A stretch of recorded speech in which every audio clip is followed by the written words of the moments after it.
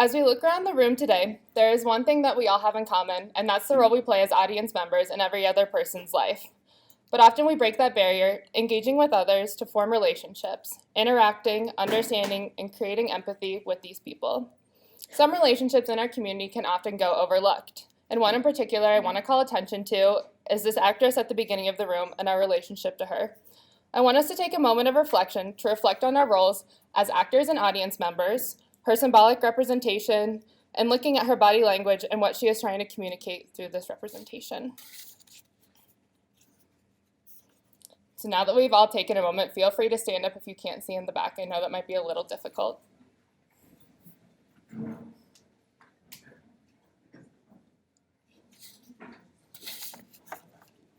So now that we've all taken a brief moment to take a look and reflect on this, I want to move forward with my presentation talking about the basis of my practice being urban art in the built world. The first type of urban art I chose to focus on was street art and its power as a transgression.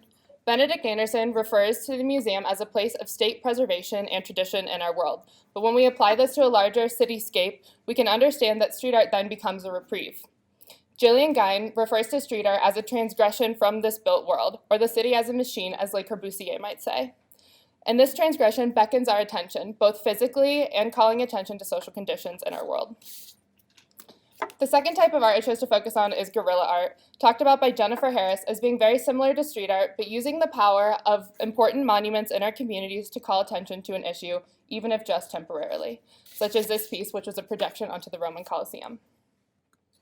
And the final form of urban art I chose to focus on was public art, talked about by Martin Zabracki and Cameron Cartier as art, spatial setting, and social condition coming together in a unique practice.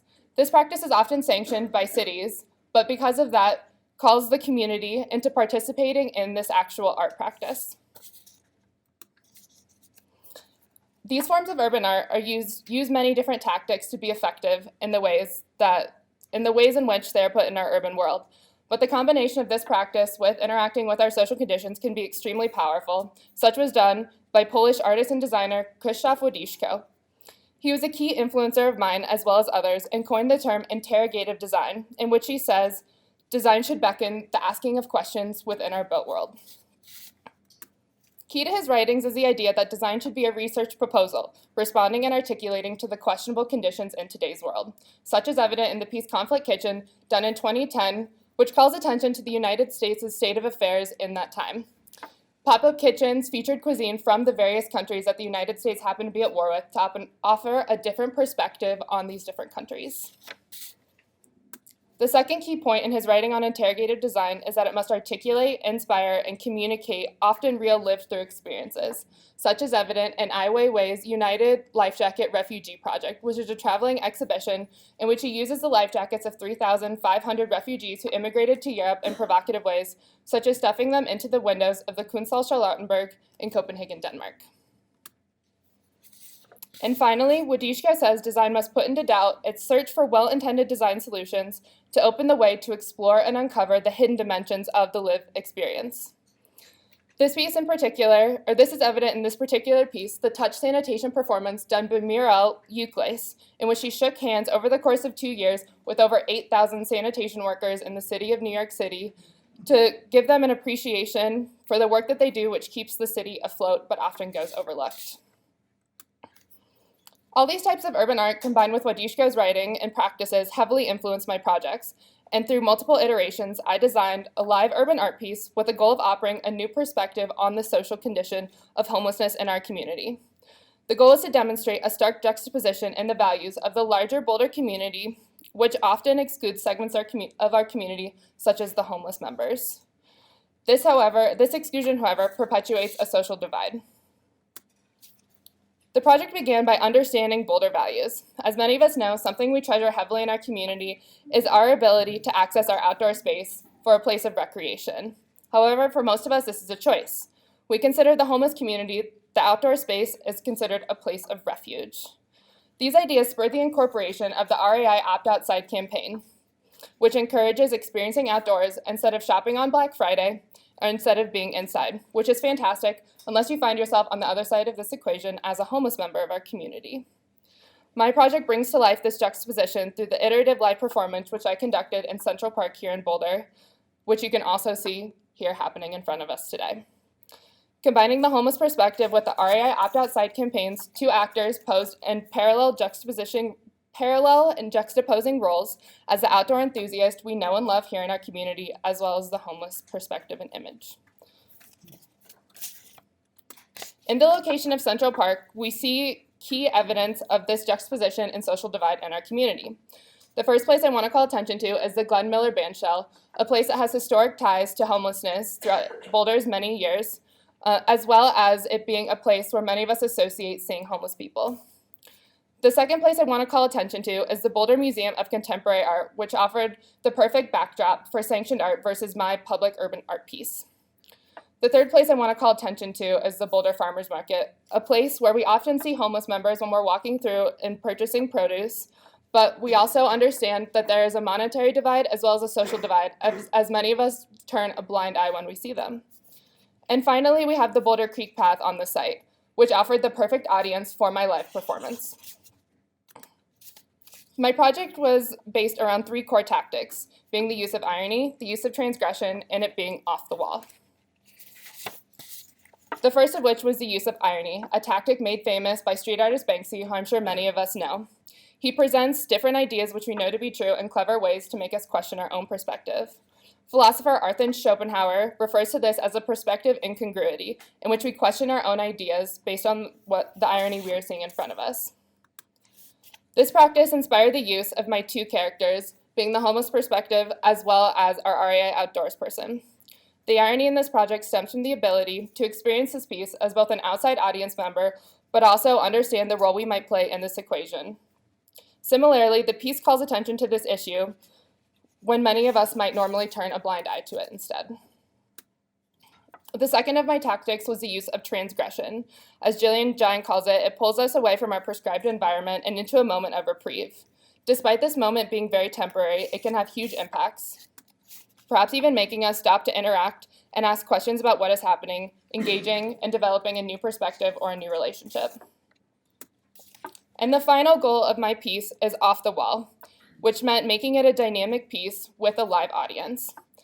This tactic was made famous in the 1960s by an avant-garde art group called Fluxus, in which they made sure that audience members were a key part of the pieces that they were putting on. And it was done in mind as well, utilizing a live audience. This seminal work by Alison Knowles featured the artist making a salad and serving it to passerbyers. In my piece, I wanted to pull it off the wall and put it into a public place, making it live, involving an audience and becoming part of the art piece itself. This engagement is key to the success of a performance, and you all being present today for this third iteration here is key as well. With performance, though, it is very important to consider every aspect, such as positioning of characters, body language, and expression to convey the message fully, such as these two characters are doing here today. But perspectives are very hard to change when we see ourselves solely as outside audience members. Again, I would like to encourage us all to take a moment to reflect on what I have shared with you today and potentially considering our role as both audience and participants in this narrative, the ways in which we might see ourselves within the piece, and how we can move to engage with others when we might normally not, shifting our perspectives to develop deeper relationships and engagements in our community today and each day moving forward. Thank you.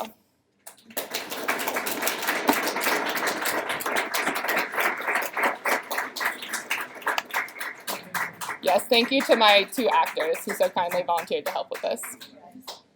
And we do have about 10 minutes for Q&A, so if anybody has any questions for Natalie.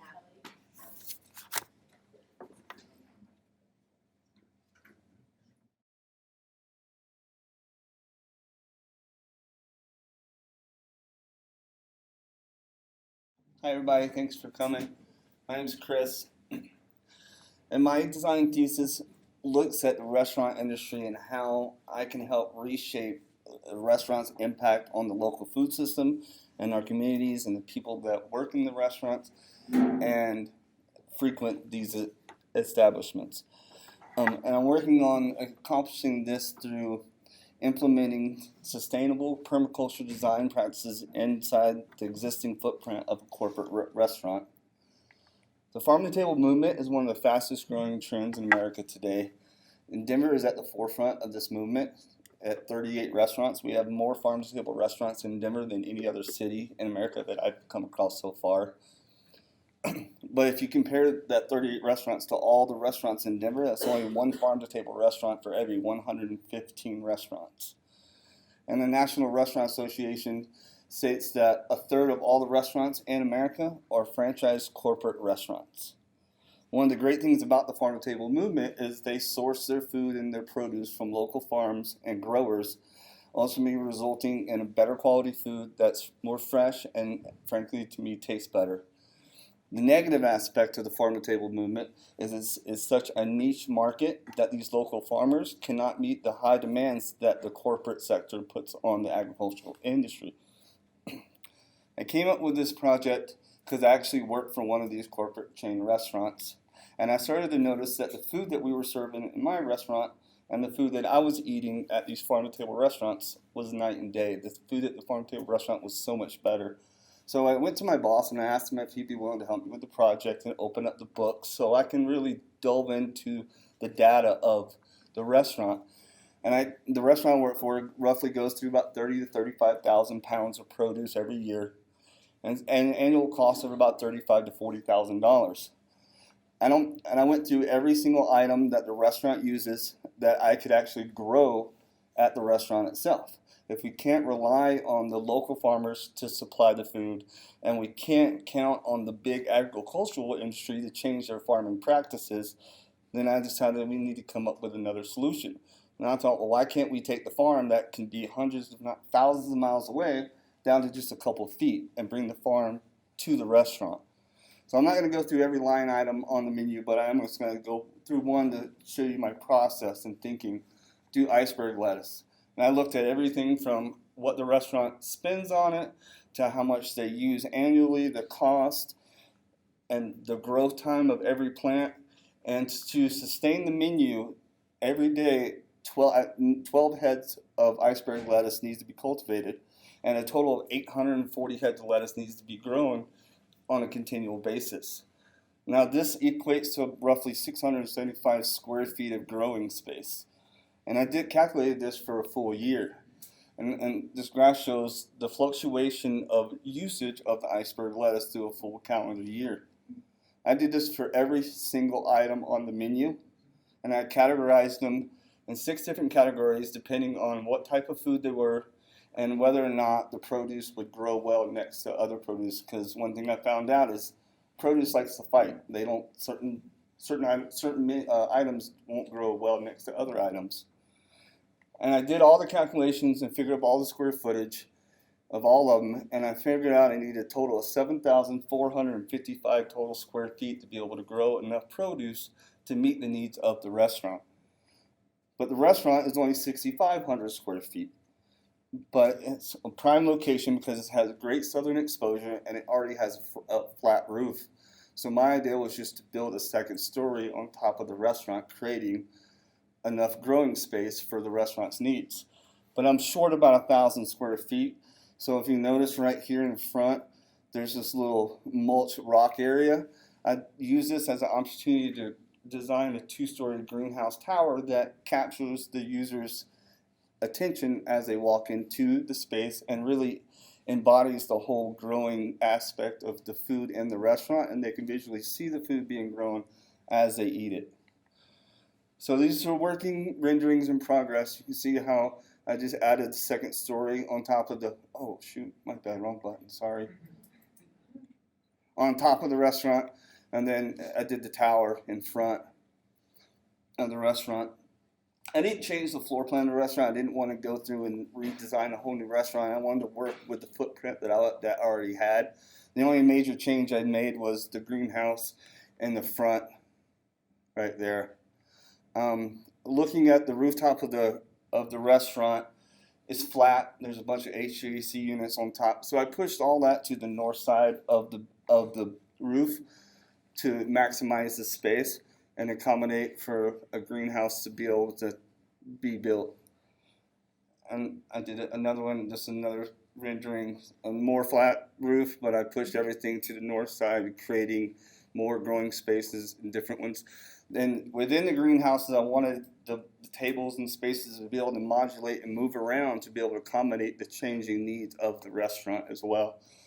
But that solved the environmental aspect of it, but I wanted to look at the economic side of it too. And one of the big corporations more worried about their bottom dollar, so I was like, what could I do as a design to help increase the revenue of the restaurant? And I saw a particular opportunity in the bar area to be able to maximize seating capacity. Right now the bar is right in the middle of the restaurant, takes up a lot of real estate. And then behind the bar is just an open hallway that doesn't really get used very much. So my proposal is blowing out the bar, pushing it all the way to the back of the restaurant, to the back wall, maximize seating. By doing this, I'm able to add 4 new 6-top tables and increase the bar size to include 4 new bar stools. This equates roughly in revenue, added revenue, about $175,000 to $200,000 a year in revenue. So when you're talking about a remodel of this stature, it's about $700,000 to $800,000 remodel. This, respectfully, the restaurant now with the added income can recoup their return on investment within 5 to 6 years. Why is this important?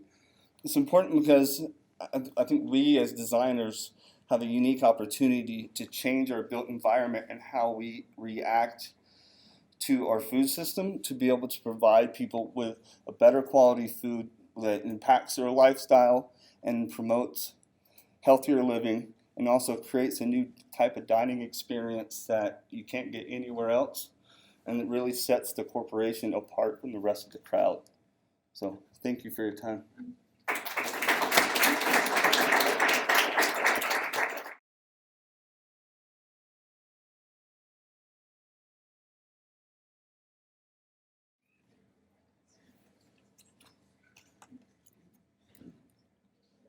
All right, thank you, Georgia. All right, so I chose to pursue a photographic project for a variety of reasons. In the context of all of our lives, photography has always been a significant factor in how we perceive the world around us. Especially today, smartphones make it easy for us to virtually experience any space before we even step foot there. And when we do, we are constantly looking for photo ops that we can collect and add to our memory of that place. Personally, I've always been very fascinated by the art of photography because I think what we photograph tells a story about what we choose to see. Last year, I studied abroad in Europe, and my favorite part was traveling to all the different cities and collecting photographs of each, several of which you'll see today. The spaces that I was drawn to, I'm now noticing as I'm reflecting back, are those places which seem irrelevant to the context of the city. They're a bit obsolete, but have clear evidence of life. I later learned that there's a name for these types of places, the terrain vague. Literally translated, this means the empty space with potential or indeterminate with expectations of liberty. Ignacio de Sola Morales coined this term to refer to places that are abandoned, obsolete, and seemingly unproductive spaces in the city due to their lack of program. The terrain vague is often something of a void that interrupts the urban context due to its lack of program. Because of this reason, it seems removed from everyday activity, but in reality can seamlessly coexist with with people's daily lives with little more than a slight inconvenience. Another key aspect of the terrain vague is its temporary nature. The terrain vague is often something that once adopted a certain program but is now transitioning into a new use.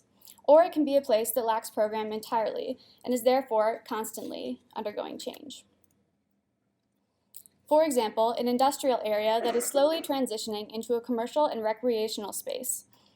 This particular place I chose to take a photograph of because it displays remnants of the old, including the chimneys from nearby industrial areas that are still in use, as well as large, vast areas of concrete and old warehouses.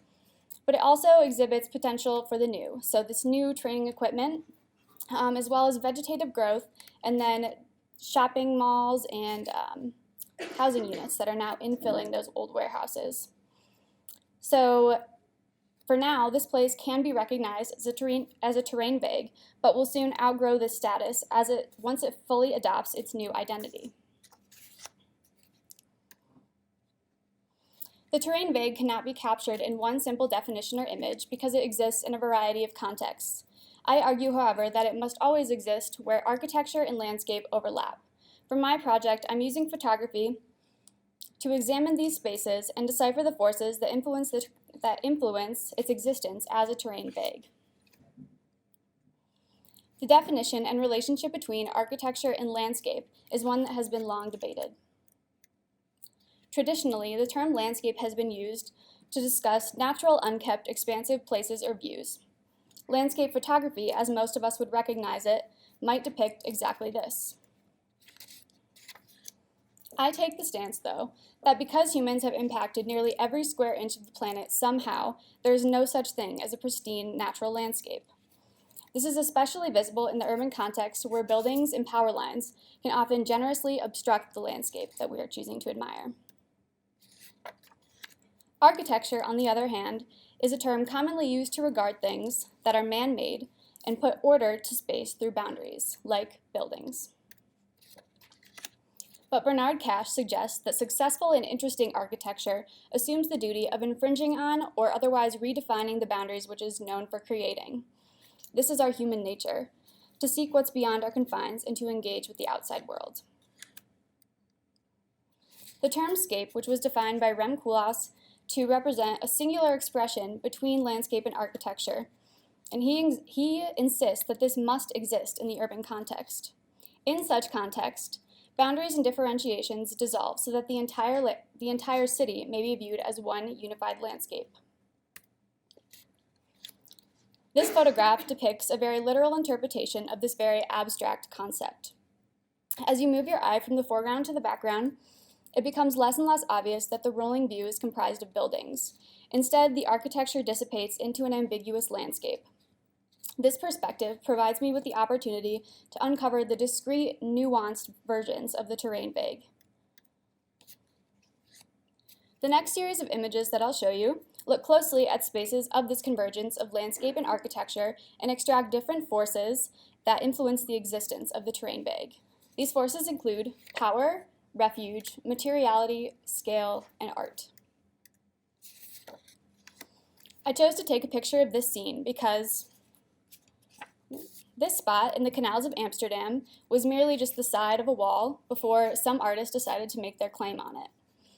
The phrase, "love me," seems innocent enough, but by placing their hand here, the artist has asserted some sort of power on in a space they might otherwise not have any authority over. As if to join the fight, algae and mosses have crept up into this place and made it their own home. And as if to concede, the owners of the property have added plants in order to concede to this scene. When you first look at this image, you might be drawn to the background, where a line flows seamlessly from the building top to the mountain top. The bridge in the foreground looks as though it may have formerly been used for a train, but has now been adapted to accommodate pedestrians and bicyclists. The three subjects of the photo, though, which are what drew me to this scene, have chosen to use this spot for relaxing, sitting, and enjoying this view where landscape and architecture literally come together. Here they have found refuge, and thus repurposed the space for a new experience. You can also extract a story from the materiality of a space. Here, the use of stone indicates the type of building materials that builders would have access to in Lisbon. The fact that there's growth emerging from the stones and their now unneat arrangement suggests that this has been here for many, many years. But the use of metal, which is already worn, and fresh paint and stickers indicate that the site has been repurposed since its beginning to accommodate a more modern and edgy purpose. It reflects the past while embracing its evolution into the future. The scale of a place can also largely influence it to feel like a terrain vague.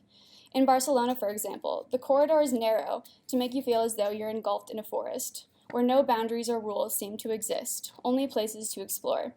Here, people can adapt to many different uses, be in a city and in a landscape. And finally, many of you are probably familiar with Rhino Art District in Denver, a formerly rundown industrial area that is now turned art hub. Artists are often the first and sometimes the only people to recognize the potential of the terrain vague. The back alley art movement is a prime example. They have taken what they recognize as an unproductive space and turned it habitable with simply a few cans of paint. Now these alleys have been activated with murals and greenery. Through my photographic exploration, I assert that the terrain vague must exist in the overlap between landscape and architecture and is willed to do so by a variety of human forces. You can find terrain vague almost anywhere, undoubtedly in every city, and utilize it to gain a deeper understanding of the identity of the city, the people that have been there, and the places that it has been. Thank you.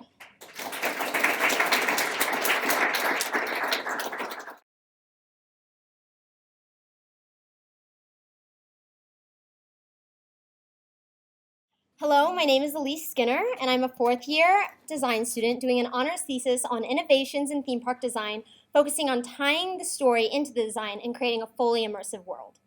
So I wanted to open by asking you guys two questions. First, close your eyes. Everyone, I'm not going to do anything shifty. All right, so what do you see when I say the words theme park? All right, you guys can open your eyes now, and I can hear some responses. What did you guys see? Just shout it out. Roller coasters. Excitement. Yeah. Elyse. Nice. All right, so when you type theme parks into Google, this is what you come up with. So if you imagine something like that, you aren't alone. Exhilarating rides, bright lights, and crazy colors. Which brings me to my next question. Would you go to a theme park without any rides? If you're thinking no, then it might sound crazy when I tell you I devoted the majority of my senior year to designing a theme park with absolutely no rides. So it appears as though I've taken the fun out of theme parks, but this is where I would disagree. I want to peel back the layers of what design strategies create a successful theme park without the excitement of these rides getting in the way. I believe a successful theme park should stand on its own. It shouldn't be centered around the rides, but rather the rides incorporated to the overall design. There's so much more that makes a theme park, and it's through my design that I seek to discover the techniques to create this holistic experience. So, the theme of my park revolves around the film Spirited Away by critically acclaimed director and animator Hayao Miyazaki. And to sum up this story quickly, it's the fantastical journey of 10-year-old Chihiro who must free her parents from the spirit world where they've been turned into pigs by the evil bathhouse owner Yubaba. So along the way, she receives help from bathhouse dwellers Haku, Kamaji, No-Face, and Yubaba's twin sister, Zeniba. And I chose this film because the concept of getting lost in another world directly relates to the experience I want a guest to have through my design. To enrich my design, I started to look at current experience design to see what has already been done in this film, as well as what I can improve upon. So of course, I started with one of the most well-known theme parks, Disneyland. And for me, the storyline is what really stood out, and it was really important to immerse visitors and allow them to experience the story as they were a character in the film. In the wizarding world of Harry Potter, I saw that purposeful lighting could really set a mood and a scene and create emotion, as well as draw attention to and away from different aspects of the park. I also wanted to focus on experiences outside of theme parks, like Meow Wolf in Santa Fe. And I found that employing touch and allowing users to interact with the surroundings was important for this engagement of visitors, as well as letting them explore the space more than they could just visually. And then lastly, I looked at the Studio Ghibli Museum that already exists to understand what's already been done with some of Miyazaki's work. And I found that his prominent themes of love and nature are hidden throughout the entire museum. And I thought this was a great way to cater to some of the fans that will understand these more subtle nods to the film. So this last summer of 2017, it was announced that a Studio Ghibli theme park is coming to Aichi Prefecture in Japan in 2020. And it's to include lands from many of Miyazaki's famous films. So my project is an opportunity to redefine and redesign what we expect from a traditional theme park with an existing site. The site is relatively small compared to Disneyland or Universal, where each land would only occupy the space of about 2 football fields. And so based off the existing Miyazaki attraction, I decided the best place for the Spirited Away land was to be near the existing ticket booth, making it the main entrance to the park. This plot of land already had an existing pond, a barren region, as well as a vegetated region, which was perfect for various scenes throughout the film, as well as my goal of preserving as much of the existing landscape as I could to honor Miyazaki's environmental ideals. So this gives you an idea of what my final plan came out to be, and I just want to take you guys through the steps of how I came to this final plan. So I began by identifying the key settings from the film to ensure that story was central to my design. Guests would experience Chihiro's journey through the design, from the real to the spirit world, then marketplace, adventures through the bathhouse, and then the final scenes on the train and in Zenima's cottage. So these spaces were shaped by the existing condition, and they were given form through the themes that I analyzed throughout the film. So my overarching theme is transformation. I wanted visitors to experience their own internal transformation through my design, as Chihiro does in the film. And this was achieved by designing the different programs through these 5 prominent themes that were environmentalism, ambiguity, identity, greed and isolation, and loss of past. So most of my overall park was guided by this theme of environmentalism, with the marketplace, up in this section, contrasting with the forest down here. They contrast in elevation, vegetation, and circulation to make this stark contrast of how humans shape the landscape versus nature and the effects we do have on the environment. Ambiguity really came through in the circulation of the design. And all the marketplace and the forest juxtapose each other, one being more angular in the circulation and one being more curvy. They still create these maze-like pathways, allowing visitors to explore the space themselves. And besides the intricate pathways, the overall route has this general Z shape, which makes visitors feel as though they are backtracking their steps and giving them a feeling of getting lost and not knowing where they are exactly in the park. The theme of identity was developed through the omnipotent presence of the train throughout the park. So in the film, the train is shown at the very end to signify Chihiro's transformation from a little girl to a young woman. And instead of having a short train ride as part of the experience, I incorporated the train throughout the entire park. And this allowed visitors to experience the park in different modes of transportation. They can walk and explore on foot, curious as to why there's trains everywhere they go, and then they can gain a new perspective of the park by taking this train and looking back at their past experiences on foot. Greed and isolation was a theme that grows throughout the park, paralleling the way it does in the film. So it starts in the marketplace, where food and merchandise are screaming at people to indulge in your consumerism. And then it peaks in the bathhouse in the chaotic scene where No-Face turns completely to greed to aid his crippling isolation.